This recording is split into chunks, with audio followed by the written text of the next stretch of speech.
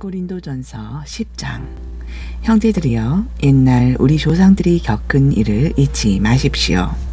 이집트의 종살이에서 해방된 후 우리 조상들은 구름의 인도를 받았고 바다 가운데를 건너갔습니다. 이렇게 조상들은 모두 구름 아래와 바다 속에서 세례를 받고 모세에게 속하게 되었습니다. 그들은 모두 똑같이 광야에서 신령한 음식을 먹었고 똑같이 신령한 물을 마셨습니다. 그들은 그들과 함께 했던 신령한 바위에서 솟아나오는 물을 마셨는데 그 바위는 바로 그리스도였습니다. 그럼에도 그들은 계속 거역함으로써 하나님의 마음에 들지 않았고 마침내 하나님께서는 그들을 광야에서 모조리 쓸어버리셨습니다. 이 본보기를 통해 오늘날 우리는 그들처럼 악한 일을 행해서는 안 된다는 경고를 받습니다. 그들 중 어떤 이들은 우상 숭배자였습니다. 부디 여러분은 우상 숭배자가 되지 마십시오. 성경을 보면 우상을 섬길 때 백성들이 앉아서 먹고 마시며 일어나서 춤을 추었다라고 기록되어 있습니다. 또 그들 가운데 어떤 이들은 음란한 짓을 행하다가 하루에 23,000명이나 죽고 말았습니다. 그러므로 부디 우리는 음행하지 맙시다. 주님을 시험해서도 안 됩니다. 그들 가운데 어떤 이들은 주님을 시험하다가 뱀에 물려 죽었습니다. 또한 주님을 향해 원망하거나 불평해서도 안 됩니다. 그들 가운데 어떤 이들은 원망하고 불평하다가 하나님께서 보낸 천사들에게 멸망당하고 말았습니다. 우리 조상들에게 일어났던 이러한 일들은 모든 사람에게 본보기가 되었습니다. 또 그런 일이 기록된 것은 마지막 때를 살아가는 우리에게도 경고를 주기 위해서입니다. 그러므로 스스로 서 있다고 생각하는 사람은 넘어지지 않도록 삼가 조심하십시오. 여러분에게 주어진 시련은 모든 사람들이 다 겪는 시련입니다. 하나님께서는 신실하셔서 여러분이 감당할 수 없는 시련은 주지 않으십니다. 만일 여러분이 시련을 겪고 있다면 하나님께서는 여러분이 능히 감당할 수 있도록 그 시련을 벗어날 길도 함께 마련해 주십니다. 그러므로 사랑하는 형제들이여, 부디 우상 숭배를 멀리 하십시오. 여러분은 지각 있는 분들이니 여러분 스스로 내가 하는 말을 잘 분별하도록 하십시오. 우리가 감사 기도를 드리면서 마시는 축복의 잔은 그리스도의 피를 함께 나누어 마시는 것이 아닙니까? 또한 빵을 떼어 나누어 먹는 것은 그리스도의 몸을 함께 나누어 먹는 것이 아닙니까? 빵은 한 덩이이기 때문에 우리가 아무리 여럿이라도 우리는 한 몸입니다. 그것은 우리 모두 한 덩이의 빵을 다 같이 나누어 먹기 때문입니다. 이스라엘 백성을 한번 생각해 보십시오. 그들은 희생 제물을 나누어 먹음으로써 하나가 되어 다 같이 하나님의 제단에 참여하지 않습니까? 내가 왜 이런 말을 하고 있는 줄 아십니까? 우상이나 또는 우상에게 바쳐진 제물이 대단한 것이라도 된다는 의미에서 이런 말을 하겠습니까? 아닙니다. 이교도들의 제물은 귀신에게 바치는 것이지 하나님께 바치는 것이 아닙니다. 나는 여러분이 귀신들과 사귀는 사람이 되기를 절대로 바라지 않습니다. 여러분은 주님의 잔과 귀신들의 잔을 동시에 마실 수는 없는 일입니다. 주님의 식탁과 귀신들의 식탁에 동시에 참여할 수는 없는 일입니다. 어쩌자고 그렇게 합니까? 주님의 질투심을 자극하기라도 할 셈입니까? 우리가 주님보다 더 강하다는 말입니까? 모든 것이 다 허용되어 있습니다. 하지만 모든 것이 다 유익한 것은 아닙니다. 모든 것이 다 허용되어 있습니다. 하지만 모든 것이 다 덕을 세우는 것은 아닙니다. 누구든지 자신만의 유익만을 구해서는 안 되며 다른 사람들의 유익을 구해야 합니다. 시장에서 파는 고기는 양심의 거리낌이 생기지 않도록 어느 것이든 그 출처를 묻지 말고 자유롭게 먹도록 하십시오. 땅은 주님의 것이요 땅에 가득 차 있는 모든 것들도 다 주님의 것이기 때문입니다. 만일 믿지 않는 어떤 사람이 여러분을 초대했고 또 여러분의 마음이 내켜 그 초대에 응했다면 여러분 앞에 차려진 음식들은 무엇이든 양심의 꺼리낌이 생기지 않도록 출처를 따지지 말고 자유롭게 먹도록 하십시오. 그러나 만일 어떤 사람이 이것은 제사 음식으로 바쳐졌던 것입니다 라고 말해 주거든 그 사람과 그 사람의 양심을 위해서 그것을 먹지 마십시오. 여기서 내가 말하고 있는 양심은 여러분의 양심이 아니라 다른 사람의 양심입니다. 그러면 여러분은 왜 내 자유가 다른 사람의 양심에 의해 침해를 받아야 합니까? 내가 하나님께 감사드리는 마음으로 식사에 참여하는데 내가 감사하는 그 음식 때문에 왜 비난을 받아야 합니까? 하고 반문할 수도 있습니다. 그러나 여러분이 무엇을 먹고 마시든 또 무슨 일을 하든 모든 것을 오직 하나님의 영광을 위해서 하십시오. 유대인이든 헬라인이든 하나님의 교회이든 여러분은 어느 누구도 걸려 넘어지게 하지 마십시오. 나를 보십시오. 나는 어떻게든지 모든 사람을 기쁘게 하려고 애씁니다. 또 나는 내 자신의 유익을 추구하지 아니하고 많은 사람의 유익을 힘써 추구합니다. 왜입니까? 그것은 어떻게든지 한 사람이라도 더 구원의 길로 이끌기 위해서입니다. 11장 내가 그리스도 예수를 본받는 자 된 것처럼 여러분도 나를 본받는 자들이 되십시오. 여러분이 내가 가르친 교훈을 다 마음에 새겨두고 그대로 행하고 있다니 얼마나 기쁜지 모르겠습니다.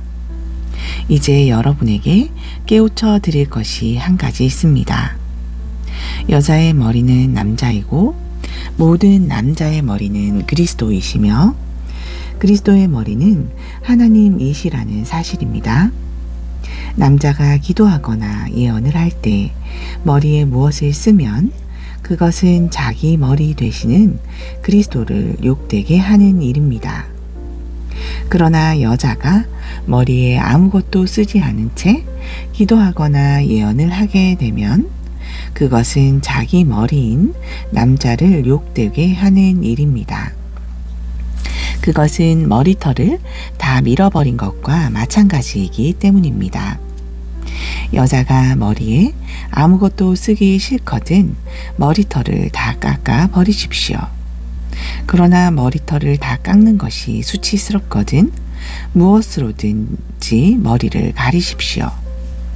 그러나 남자는 머리를 가리면 안 됩니다. 남자는 하나님의 형상이고 하나님의 영광이기 때문입니다. 하지만 여자는 남자의 영광입니다.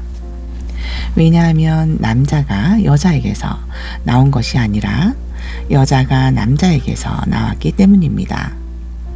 또 남자가 여자를 위해 창조된 것이 아니라 여자가 남자를 위해 창조되었기 때문입니다. 이런 이유에서 여자는 예배 때에 천사들이 지켜보고 있으므로 권위의 표시로서 수건으로 자신의 머리를 가려야 하는 것입니다. 그러나 주 안에서는 남자 없이 여자가 있을 수 없고 또 여자 없이 남자가 있을 수 없습니다. 여자가 남자에게서 나왔듯이 남자 역시 여자에게서 태어났기 때문입니다. 그러나 모든 것은 다 하나님에게서 났습니다. 여러분 스스로 판단해 보십시오. 여자가 머리에 아무것도 쓰지 않고 하나님께 기도를 드리는 것이 마땅한 일이겠습니까? 여러분의 본성이 가르쳐 주지 않습니까? 곧 남자가 긴 머리를 하는 것은 그에게 수치가 되지만 여자가 긴 머리를 하는 것은 그녀에게 자랑이 되지 않습니까? 긴 머리는 여자에게 가리는 역할을 해주기 때문입니다. 이 문제를 두고 의견을 달리하는 사람이 있더라도 나는 더 이상 설명하지 않겠습니다. 어쨌든 여자가 머리에 아무것도 쓰지 않고 기도하거나 예언하는 관습은 우리에게는 없고 하나님의 교회에도 없기 때문입니다. 이제 내가 다루는 문제에 대해서는 여러분을 칭찬할 수 없습니다. 그것은 여러분의 모임이 유익하지 않고 도리어 해롭게 느껴지기 때문입니다. 무엇보다도 여러분이 교회에서 모일 때 분열이 있다고 들리는데 나는 이것이 어느 정도는 사실이라고 믿습니다. 물론 여러분 가운데 누가 하나님 보시기에 합당한 사람이냐를 가리려면 어쩔 수 없이 분파도 생길 것입니다. 그렇지만 여러분이 분열되어 있으니 여러분이 함께 모여 식사를 나눈다고 해도 그것은 주의 만찬이라고 할 수 없습니다. 또 먹을 때에 여러분이 가져온 음식을 모두 함께 나누어 먹지 않고 각자 자기 것을 먼저 먹어버리므로 어떤 사람은 배가 고프게 되고 어떤 사람은 너무 많이 마셔 술에 취해버립니다. 여러분에게 마음 놓고 먹고 마실 집이 없습니까?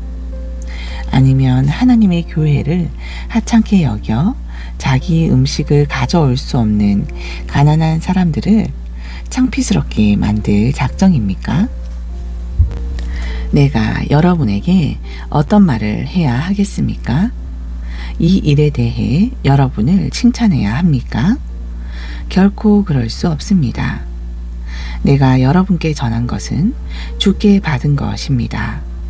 곧 주 예수께서 배반을 당하셔서 잡히던 날 밤에 주께서는 빵을 손에 드시고 아버지 하나님께 감사 기도를 드리신 후에 그 빵을 떼어서 제자들에게 나누어 주시며 말씀하셨습니다. 이것은 너희를 위한 내 몸이다. 이것을 행하여 나를 기념하여라. 또 식사 후에 포도주 잔을 손에 들고 감사 기도를 드리신 다음 제자들에게 말씀하셨습니다. 이 잔은 내 피로 세우는 새 언약이다. 너희는 이것을 행하여 마실 때마다 나를 기념하여라. 그러므로 여러분이 이 빵을 먹고 이 잔을 마실 때마다 주께서 우리를 위해 죽으신 의미를 주가 다시 오실 때까지 선포하는 것입니다. 그러므로 누구든지 합당하지 않은 태도로 주의 빵을 먹거나 주의 잔을 마시는 사람이 있다면 그 사람은 주의 몸과 피를 모욕하는 죄를 범하는 것입니다. 그러므로 주의 빵을 먹거나 주의 잔을 마시기 전에 먼저 자기 자신을 주의 깊게 돌아보아야 합니다. 만일 누군가가 그 빵과 잔이 주의 몸임을 분별하지 못한 채 먹고 마신다면 그는 자기 자신에게 임할 심판을 먹고 마시는 것입니다. 여러분 가운데 허약한 사람과 병든 사람, 그리고 죽은 사람이 많은 것은 바로 이러한 이유 때문입니다. 그러나 우리가 스스로를 주의 깊게 살펴 분별력을 가진다면 우리는 심판을 받지 않을 것입니다. 지금 우리가 주께 심판을 받는 것은 주께서 우리를 이 세상 사람들과 함께 정죄받지 않게 하시려고 우리를 단련시키시는 것입니다. 그러므로 나의 형제들이여, 여러분이 주의 성만찬을 하기 위해 모일 때에는 서로 기다려 주십시오. 만일 배가 고프거든 집에서 미리 식사를 하고 오십시오. 그래서 여러분이 함께 모여 주의 성만찬을 하는 일로 인해 심판을 받는 일이 없도록 하십시오. 그 밖에 다른 문제들은 내가 직접 가서 일러 드리겠습니다. 12장 형제들이여, 나는 여러분이 성령의 신령한 은사에 대해서 모르는 것을 원치 않습니다. 아시다시피 여러분은 신자가 되기 전 곧 이방 사람으로 있었을 때는 말 못하는 우상에게 이리저리 다녔습니다. 그러므로 나는 여러분에게 이 사실을 알려드립니다. 하나님의 영, 곧 성령으로 말하는 사람은 누구도 예수를 저주하지 않습니다. 또 성령으로 말미암지 않고는 누구도 예수님은 주시다 라고 말할 수 없습니다. 은사는 여러 종류가 있지만 모두 동일한 성령에게서 비롯된 것입니다. 하나님을 섬기는 직분은 다양하지만 모두 동일한 주님을 모시는 일입니다. 다양한 종류의 사역이 있지만 사람들을 통해 그 모든 사역을 이루시는 분은 동일한 하나님이십니다. 각 사람에게 나타나는 성령의 은사들은 모두 공동의 유익을 위해서 주어지는 것입니다. 어떤 사람에게는 성령을 통해 지혜의 말씀이 주어지고 어떤 사람에게는 동일한 성령을 통해 지식의 말씀이 주어집니다. 또 어떤 사람에게는 동일한 성령에 의해 믿음의 은사가 주어지고 어떤 사람에게는 병 고치는 은사가 주어집니다. 또 어떤 사람에게는 기적을 행하는 은사가, 어떤 사람에게는 예언을 베푸는 은사가, 어떤 사람에게는 영을 분별하는 은사가 각각 주어집니다. 그리고 어떤 사람에게는 여러 가지 방언을 할 수 있는 은사가 주어지고 어떤 사람에게는 그런 방언을 해석하는 은사가 주어집니다. 이 모든 은사들은 한 분이신 동일한 성령에게서 비롯되는 일입니다. 진실로 성령께서는 자신이 원하시는 대로 각 사람에게 적합한 은사를 나누어 주십니다. 몸은 하나이지만 여러 지체로 이루어져 있습니다. 또 여러 지체로 이루어져 있지만 한 몸을 이룹니다. 그리스도의 몸도 이와 마찬가지입니다. 유대인이든 헬라인이든 종이든 자유인이든 우리는 모두 한 성령으로 세례를 받아 한 몸을 이루었고 그래서 모두가 한 성령을 마시게 되었습니다. 몸은 하나의 지체로 이루어진 것이 아니라 많은 지체로 이루어져 있습니다. 만일 발이 나는 손이 아니므로 몸에게 속하지 않았다 하고 말한다고 해서 발이 몸의 지체가 아닐 수 있습니까? 또 귀가 나는 눈이 아니므로 몸에게 속하지 않았다 하고 말한다고 해서 귀가 몸의 지체가 아닐 수 있습니까? 만일 온몸이 다 눈이라고 생각해 보십시오. 그러면 어떻게 들을 수 있겠습니까? 또 만일 온몸이 귀로만 되어 있다면 어떻게 냄새를 맡을 수 있겠습니까? 그러나 하나님께서는 자신이 원하는 대로 우리 몸에 여러 지체를 마련하시고 서로 유기적으로 연결되어서 하나가 되게 해주셨습니다. 만일 몸이 한 지체로만 되어 있다면 어떻게 그것을 몸이라고 할 수 있겠습니까? 그래서 몸에는 여러 지체들이 있고 또 그것들이 하나의 몸을 이룹니다. 그러므로 눈이 손더러 너는 쓸모없어 라고 말할 수 없습니다. 또 머리가 발더러 너는 필요 없어 라고 말할 수도 없습니다. 이뿐만 아니라 연약해 보이는 지체가 사실은 가장 없어서는 안 될 소중한 부분입니다. 생각해 보십시오. 우리는 하찮게 여겨지는 지체를 더 소중히 여기고 남에게 보이기 흉한 지체를 더욱 조심스럽게 보호합니다. 그러나 남에게 보여도 괜찮은 지체는 특별한 주의가 필요하지 않습니다. 이와 같이 하나님께서는 별로 중요하지 않게 생각되는 지체를 더 귀중하게 다루도록 우리 몸을 만들어 주셨습니다. 이것은 몸 안에서 서로 간에 분열이 생기지 않도록 각 지체들이 서로를 똑같이 걱정해 주면서 살도록 하기 위해서 그렇게 하신 것입니다.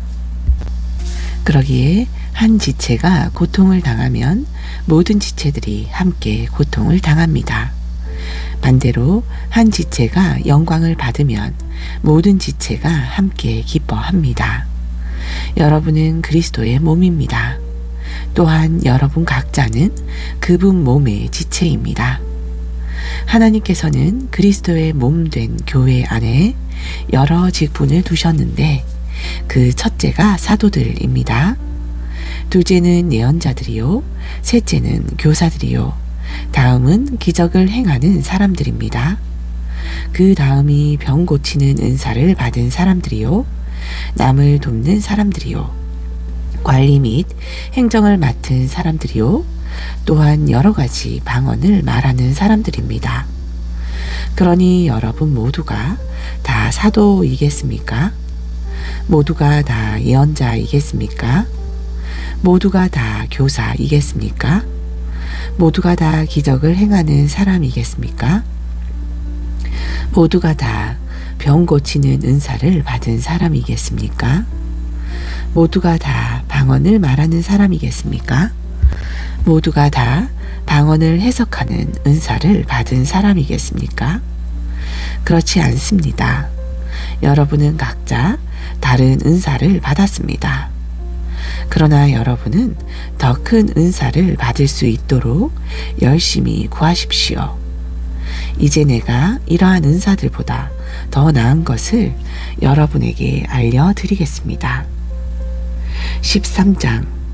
내가 사람의 모든 방언과 천사들의 언어로 말을 한다고 할지라도 내게 사랑이 없으면 나는 단지 울리는 징이나 요란한 꽹과리에 지나지 않습니다. 내가 예언의 은사를 받아서 모든 비밀들과 지식들을 다 통달할지라도 또 산을 능히 옮길 만한 큰 믿음을 지녔다고 할지라도 내게 사랑이 없다면 나는 아무것도 아닙니다. 내가 나의 모든 소유를 가난한 이들에게 다 나누어 주고 심지어 내 몸을 불사르도록 기꺼이 내어준다고 할지라도 내게 사랑이 없다면 나는 아무것도 얻을 것이 없습니다. 그러면 사랑은 무엇입니까? 사랑은 오래 참고 친절합니다. 사랑은 시기하지 않고 뽐내지 않으며 교만하지 않습니다. 사랑은 무례하게 굴지 않고 자기의 이익을 추구하지 않으며 성내지 않고 마음속에 원한을 품지 않습니다. 사랑은 불의를 기뻐하지 않으며 진리와 함께 기뻐합니다. 사랑은 모든 것을 덮어주고 변함없이 항상 믿어주며 언제 어디서나 소망을 품고 모든 것을 견딥니다. 사랑은 결코 없어지지 않습니다. 하지만 예언도 사라지고 방언도 그치고 지식도 없어집니다. 지금 우리는 부분적으로 알고 또 부분적으로 예언합니다. 그러나 모든 것이 온전해질 때가 오면 부분적이고 불완전한 것들은 다 사라질 것입니다. 내가 어렸을 적에는 말하는 것이나 생각하는 것이나 판단하는 것이 모두 어린아이와 같이 어렸지만 어른이 돼서는 어렸을 때의 것들을 다 버렸습니다. 지금은 우리가 거울로 자기 모습을 들여다보는 것 같이 희미하게 보지만 그 날이 오면 얼굴과 얼굴을 맞대고 분명히 볼 것입니다. 지금은 내가 부분적으로 알지만 그날이 오면 하나님께서 나를 아신 것 같이 내가 온전히 알게 될 것입니다. 그러므로 믿음, 소망, 사랑 이 세 가지는 언제나 남아 있을 것이지만 그 중에서도 으뜸은 사랑입니다. 14장 여러분은 무엇보다 사랑을 추구하십시오. 또 성령의 신령한 은사를 열심히 구하되 특별히 예언의 은사를 간절히 구하십시오. 방언으로 말하는 사람은 누구든지 사람에게 말하는 것이 아니라 하나님께 말하는 것입니다. 그러니 아무도 그가 하는 말을 알아듣지 못합니다. 그것은 그가 자신의 영으로 비밀을 말하는 것이기 때문입니다. 그러나 예언하는 사람은 사람들에게 말하는 것입니다. 그는 다른 사람들을 격려해주고 위로해주며 힘을 불어넣어 주는 말을 합니다. 방언하는 사람은 자신에게만 덕을 끼치지만 예언하는 사람은 교회에 덕을 끼칩니다. 나는 여러분이 모두 방언하는 은사를 받기를 원하지만 사실 그보다는 예언하는 은사를 받기를 더욱 바랍니다. 그 까닭은 예언하는 은사가 방언하는 은사보다 더 유익하기 때문입니다. 생각해 보십시오. 만일 방언하는 사람이 해석의 은사를 받지 못하면 그의 방언은 교회에 아무런 덕을 끼치지 못할 것이 아닙니까? 형제들이여, 만일 내가 여러분에게 가서 방언으로만 말함으로써 여러분에게 계시나 지식이나 예언이나 가르침의 말을 주지 못한다면 내가 여러분에게 무슨 유익이 되겠습니까?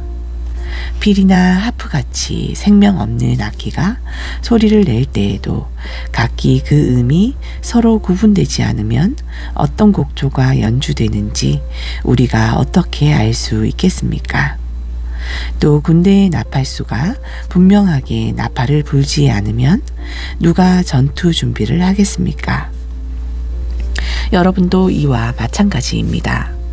여러분이 말을 할 때 다른 사람들이 알아들을 수 없는 언어로 말을 하면 여러분은 허공에 대고 말을 하는 꼴입니다. 세상에는 수많은 종류의 언어가 있지만 뜻이 없는 말은 하나도 없습니다. 만일 어떤 사람이 하는 말의 의미를 내가 모르고 내가 하는 말의 의미를 그 사람이 모른다면 나와 그 사람은 서로에게 피차 외국인이나 마찬가지입니다. 여러분도 이와 마찬가지입니다. 지금 여러분은 성령의 은사를 갈구하고 있는 사람이니 삶과 교회에 참으로 도움이 될 만한 좋은 은사를 구하십시오. 그러므로 혹 방언의 은사를 받은 사람은 자신이 말한 것을 해석할 수 있기를 기도해야 합니다. 만일 내가 방언으로 기도하면 내 영은 기도할지라도 내 마음은 아무 열매도 거둘 것이 없습니다. 그러면 어떻게 해야 하겠습니까? 나는 영으로 기도를 드리면서도 또한 마음으로도 기도를 드리겠습니다. 영으로 찬양을 하면서도 또한 마음으로도 찬양을 하겠습니다. 그렇지 않고 만일 여러분이 영으로만 하나님을 찬양한다면 여러분이 감사를 드려도 여러분이 하는 말을 알아듣지 못하는 사람들은 어떻게 여러분의 감사에 아멘이라고 함께 말할 수 있겠습니까? 여러분 자신은 충분히 감사를 드리겠지만 다른 사람에게는 아무 도움이 되지 않을 것입니다. 사실 나는 어느 누구보다도 더 많은 방언을 하는 것에 대해 하나님께 감사를 드립니다. 그러나 교회에서 나는 알아들을 수 없는 방언으로 수만 마디의 말을 하느니 다른 사람들을 가르치기 위해 깨친 마음으로 그들이 알아들을 수 있는 5마디의 말을 하기를 원합니다. 형제들이여, 어린아이와 같은 생각은 이제 그만두십시오. 악을 대하는 데에는 어린아이처럼 하시고 생각하는 데에는 어른답게 하십시오. 율법에도 기록되어 있기를 내가 이 백성에게 낯선 언어와 이상한 방언으로 말할지라도 그들은 내 말을 들으려 하지 않을 것이다 라고 했습니다. 그러므로 방언을 믿는 자들을 위한 표징이 아니라 믿지 않는 자들을 위한 표징입니다. 하지만 예언은 믿지 않는 자들을 위한 표징이 아니라 믿는 자들을 위한 표징입니다. 생각해 보십시오. 만일 온 교회가 함께 모여 알아듣지 못하는 방언으로 말하고 있으면 그것을 이해하지 못하는 불신자들이나 새로 온 신자들은 여러분을 미쳤다고 하지 않겠습니까? 그러나 만일 여러분이 모두 예언을 한다면 아직 믿지 않는 사람들이나 새로운 신자들도 그 예언의 말을 듣고 자기가 죄인이라는 사실을 깨닫게 될 것입니다. 그래서 말씀 한마디 한마디가 양심에 찔려 마음속에 품은 생각을 다 털어놓은 뒤에 하나님께 엎드려 경배하면서 하나님께서 여러분 가운데 계시는 것이 분명합니다 하면서 신앙을 고백하게 될 것입니다. 형제들이여, 그러면 우리가 어떻게 해야 하겠습니까? 여러분이 함께 모일 때 어떤 사람은 찬미하고 어떤 사람은 가르칩니다. 계시를 받은 것을 말하기도 하고 방언을 하기도 하며 또한 방언을 해석하기도 합니다. 명심할 것은 이 모든 것이 교회 전체의 유익을 위해 행해져야 합니다. 누가 방언으로 말할 때에는 2사람 혹은 많아야 3사람이 하되 한 번에 한 사람씩 차례대로 말하고 반드시 누군가가 그 방언을 해석해야 합니다. 만일 해석하는 사람이 그 자리에 없을 때에는 교회에서는 소리내어 말하지 말고 잠잠히 있다가 나중에 자신과 하나님께만 조용히 말하십시오. 예언하는 사람은 2이나 3이서 말하되 다른 사람들은 그 뜻을 신중하게 분별해야 합니다. 만일 앉아있는 다른 사람에게 계시가 내리면 앞서 말하던 사람은 입을 다물고 잠잠해야 합니다. 그러면 예언의 은사를 받은 사람들 모두가 차례로 다 말할 수 있고 그래야 모든 사람이 배우고 격려를 받을 수 있습니다. 예언하는 사람들은 자기 자신의 심령을 다스려 절제할 수 있어야 합니다. 진실로 하나님께서는 무질서의 하나님이 아니시고 평화의 하나님이십니다. 또한 성도들이 모이는 모든 교회에서 항상 그렇게 하고 있듯이 여자들은 교회에서 입을 다물고 조용히 계십시오. 여자들에게는 말하는 것이 허용되어 있지 않으므로 율법에 기록된 대로 여자는 잠자코 복종해야 합니다. 만일 묻고 싶은 것이 있거든 집에서 남편에게 물으십시오. 여자가 교회에서 말하는 것은 자기에게 부끄러운 일입니다. 하나님의 말씀이 여러분에게서 나왔습니까? 여러분에게만 하나님의 말씀이 내리기라도 한 것입니까? 만일 누구든지 자신이 예언자라거나 혹은 성령의 신령한 은사를 받았다고 생각하는 사람은 내가 여러분에게 써보낸 이 글이 주의 명령이라는 것을 알아야 합니다. 만일 누구든지 이 사실을 인정하지 않는다면 그 사람 자신도 인정을 받지 못할 것입니다. 그러므로 내 형제들이여, 특히 예언의 은사를 간절히 구하십시오. 그리고 방언으로 말하는 것도 금하지 마십시오. 다만 모든 것을 적절하게 하고 또 질서 있게 하십시오. 15장 형제들이여, 내가 전에 여러분에게 전해준 복음을 다시 되새겨 드리려고 합니다. 여러분은 이 복음을 내게서 전해 받았고 지금 그 복음 위에 서 있습니다. 내가 여러분에게 전할 말씀을 여러분이 헛되이 믿지 않고 굳게 잡고 있다면 여러분은 그 복음에 의해 구원을 받을 것입니다. 나는 내가 전해받은 가장 중요한 것들을 여러분에게 그대로 전했습니다. 그것은 곧 그리스도께서는 성경에 기록된 대로 우리의 죄를 위해 죽으셨다는 것과 무덤에 묻히셨다는 것과 성경에 기록된 대로 사흘 만에 다시 살아나셨다는 것과 그리고 베드로에게 나타나시고 그런 다음 12 제자에게 나타나셨다고 하는 것입니다. 그 후에 그리스도께서는 500명이 넘는 형제들에게 동시에 나타나셨는데 그들 가운데 일부는 죽었지만 대부분은 아직도 살아 있습니다. 또 그 후에 그리스도께서는 주의 동생 야고보에게 나타나시고 그 다음에 다른 모든 사도들에게 나타나셨습니다. 그리고 맨 마지막으로 달도 채우지 못하고 태어난 사람 같은 한참 부족한 나에게까지도 나타나셨습니다. 나는 모든 사도들 가운데 가장 보잘것없는 사람입니다.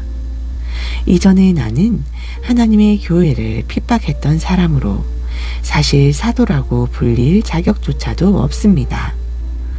그러나 오늘날 내가 나 된 것은 오직 하나님의 은혜로 말미암은 것입니다. 내게 베푸신 주님의 은혜가 헛되지 않아 나는 어느 누구보다도 더 열심을 내어 일했습니다. 하지만 그렇게 한 것은 내가 아니라 나와 함께 하신 하나님의 은혜로 한 것입니다. 그리하여 나나 그들이나 이렇게 복음을 힘껏 전하고 있으며 또한 여러분은 그 복음을 이렇게 믿었습니다. 그리스도께서 죽은 자들 가운데서 다시 살아나셨다고 전했는데도 어찌하여 여러분 가운데 더러는 죽은 사람의 부활이 없다고 말하는 것입니까? 죽은 사람의 부활이 없다면 그리스도께서도 다시 살리심을 받지 못한 채 아직도 죽은 상태로 계셔야 할 것입니다. 만일 그리스도께서 다시 살리심을 받지 못한 채 아직도 죽은 자들 가운데 그대로 계신다면 우리가 전한 것은 아무 쓸모없는 헛된 것이며 여러분의 믿음 또한 헛됩니다. 더 나아가 우리 모두 하나님의 거짓 증인으로 드러나게 될 것입니다. 하나님께서 그리스도를 다시 살리지 못하셨는데도 우리가 다시 살리셨다고 증언해 왔기 때문입니다. 만일 죽은 자가 다시 살아나는 일이 없다면 그리스도께서도 다시 살리심을 받지 못하고 아직 죽은 상태로 계셔야 합니다. 만일 그리스도께서 다시 살리심을 받지 못하셨다면 여러분의 믿음도 몽땅 헛된 것이고 여러분은 여전히 죄 가운데에 있게 됩니다. 그렇게 되면 이미 세상을 떠난 그리스도인들도 다 멸망해 버렸을 것입니다.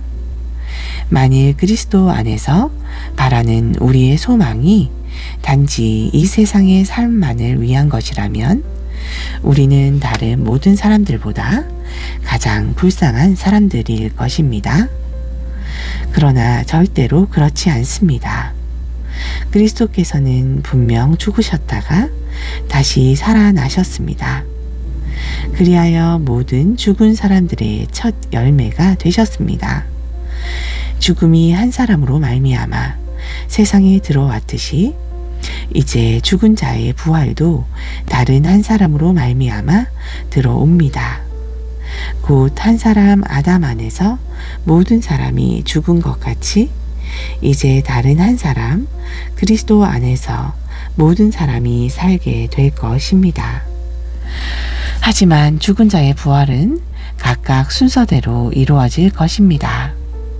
가장 먼저는 모든 죽은 자들의 첫 열매이신 그리스도요. 그 다음은 그리스도께서 다시 오실 때 그분께 속한 사람들입니다. 그 후에 세상 종말이 임할 것인데 그때의 그리스도께서는 지상의 모든 권력과 권세와 권능을 다 멸하신 후 그 나라를 아버지 하나님께 바치실 것입니다.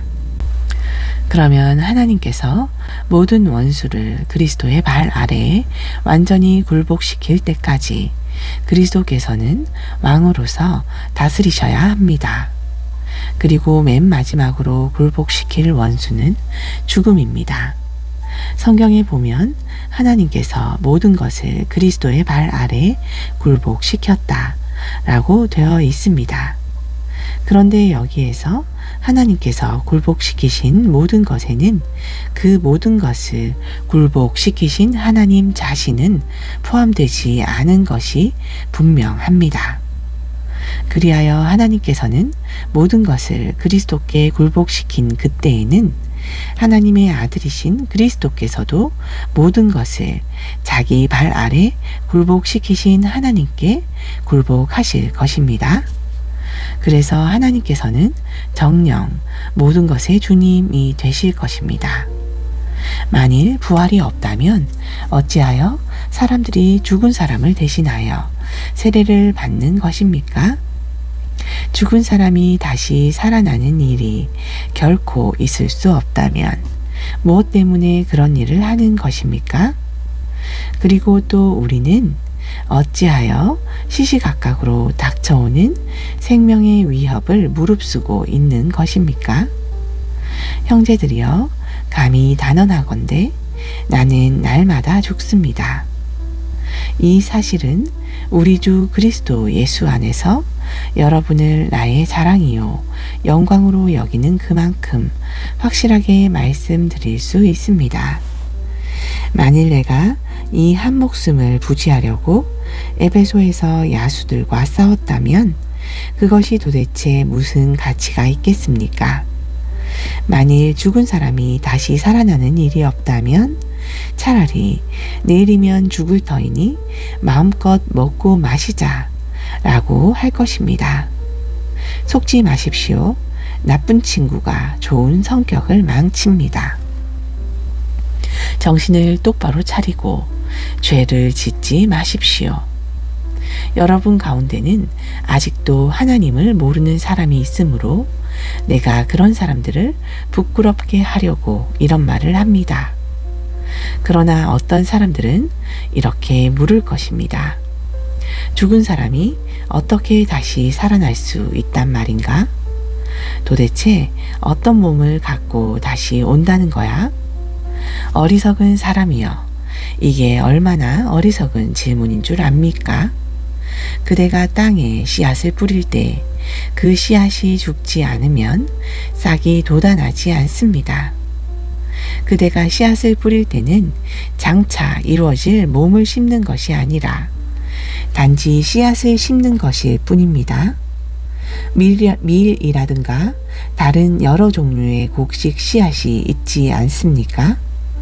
그러나 하나님께서는 원하시는 대로 그 씨앗에 합당한 몸을 주십니다. 그래서 각각 씨앗의 종류에 따라 각기 다른 고유한 몸을 받게 됩니다. 육체라고 해서 모든 육체가 다 같은 것이 아닙니다. 사람에게는 사람의 육체가 있고 동물들도 저마다 다른 육체가 있으며 새들과 물고기들도 저마다 다른 육체를 지니고 있습니다. 또 하늘에 속한 몸도 있고 땅에 속한 몸도 있습니다. 그래서 하늘에 속한 몸의 영광이 다르고 땅에 속한 몸의 영광이 서로 다릅니다. 태양에는 태양의 영광이 있고 달과 별에도 각기 다른 영광이 있습니다. 그리고 별들 하나하나에도 저마다 다른 영광이 있습니다. 죽은 사람들의 부활도 이와 같습니다. 비록 썩어질 몸이 묻히지만 장차 썩지 않는 몸으로 다시 살아납니다. 비록 비천한 몸으로 묻히지만 장차 영광 가운데 다시 살아납니다. 연약한 몸으로 묻히지만 강건한 몸으로 다시 살아납니다. 자연적인 육체의 몸으로 묻히지만 영적인 신령한 몸으로 다시 살아납니다. 자연의 몸이 있으면 영적인 몸도 있습니다. 성경에 기록된 대로 첫사람 아담은 살아있는 존재가 되었다 라고 했지만 마지막 아담인 그리스도는 생명을 주시는 영이 되셨습니다. 그러나 영적인 것이 먼저 온 것이 아니라 자연적인 것이 먼저 왔고 그 후에 영적인 것이 옵니다. 첫사람 아담은 땅에서 났으므로 흙에 속한 사람이지만 둘째 사람 그리스도는 하늘에서 오셨습니다. 따라서 흙에 속한 사람들은 흙으로 지어진 첫사람 아담과 같고 하늘에 속한 사람들은 하늘에서 오신 둘째 사람 그리스도와 같습니다. 그리하여 지금 우리가 흙에 속한 첫사람 아담의 형상을 입은 것과 같이 또한 장차 우리는 하늘에 속한 둘째 사람 그리스도의 형상을 입을 것입니다. 형제들이여, 내가 분명히 말합니다. 살과 피로 이루어진 몸은 하나님의 나라를 상속받을 수 없고 썩어질 몸으로는 썩지 않을 것을 상속받을 수 없습니다. 보십시오. 내가 여러분에게 한 가지 비밀을 말씀드릴 테니 잘 들으십시오. 그것은 우리가 죽지 않고 다 변화될 것이라는 사실입니다. 마지막 날 재림의 나팔 소리가 울려 퍼질 때 눈 깜빡할 사이에 갑자기 그렇게 될 것입니다. 나팔 소리가 울려 퍼지면 죽은 사람들은 썩지 않을 몸으로 다시 살아나고 우리도 또한 모두 변화될 것입니다. 썩어질 몸은 영원히 썩지 않을 몸을 입어야 하고 죽어질 몸은 영원히 죽지 않을 몸을 입어야 하기 때문입니다. 썩어질 이 몸이 썩지 않을 몸을 입고 죽어질 이 몸이 죽지 않을 몸을 입을 그때에 비로소 성경에 기록된 말씀이 이루어질 것입니다. 보라, 죽음을 삼키고 승리를 얻었도다. 죽음아, 너의 승리가 어디에 있느냐? 죽음아, 너의 독침이 어디에 있느냐? 죽음의 독침은 죄요, 죄의 건세는 율법입니다. 그러나 여러분은 하나님께 감사를 드리십시오. 그분은 우리 주 예수 그리스도를 통하여 우리에게 승리를 주십니다. 나의 사랑하는 형제들이여, 그러므로 굳게 서서 흔들리지 말고 항상 주의 일에 더욱 힘쓰는 자들이 되십시오. 여러분이 아시는 대로 주 안에서 행하시는 여러분의 모든 수고가 결코 헛되지 않습니다. 16장. 이제 성도들을 돕기 위해 모으는 헌금에 대해 말씀드리겠습니다. 앞서 내가 갈라디아 지역에 있는 여러 교회들에게 말한 것과 같이 여러분도 그대로 따르도록 하십시오. 매주 첫날 여러분은 각자의 수입에서 일부를 별도로 떼어 모아 두십시오. 그래서 내가 간 다음에야 헌금을 모으느라 급히 애쓰는 일이 없게 하십시오. 내가 거기에 도착하면 여러분이 선정한 사람들에게 내가 편지를 써주어서 그들을 여러분의 선물과 함께 예루살렘으로 보내도록 하겠습니다. 만일 나도 함께 예루살렘에 가기를 바란다면 그들과 함께 가도록 하겠습니다. 나는 먼저 마케도니아로 갈 것인데 그곳을 거쳐서 여러분에게 갈 생각입니다. 마케도니아에 꼭 들를 일이 있기 때문입니다. 여러분에게로 가면 얼마 동안은 여러분과 함께 지낼 것입니다. 어쩌면 겨울을 거기서 보낼지도 모르겠습니다. 그런 뒤에 여러분은 내가 가려는 곳으로 가도록 나를 도와주시기 바랍니다. 이번에는 지나가는 길에 잠깐 들렀다가 가려는 것이 아닙니다. 주께서 허락하신다면 가서 얼마 동안은 그곳에 머물 생각입니다. 그러나 오순절까지는 내가 에베소에 이대로 머물 것입니다. 이곳 에베소에는 나를 반대하는 사람들도 많지만 복음을 전하고 가르칠 수 있는 문이 활짝 열려 있기 때문입니다. 디모데가 그곳에 도착하거든 그가 여러분과 함께 머무는 동안 아무 불편이 없도록 따뜻하게 영접해 주십시오.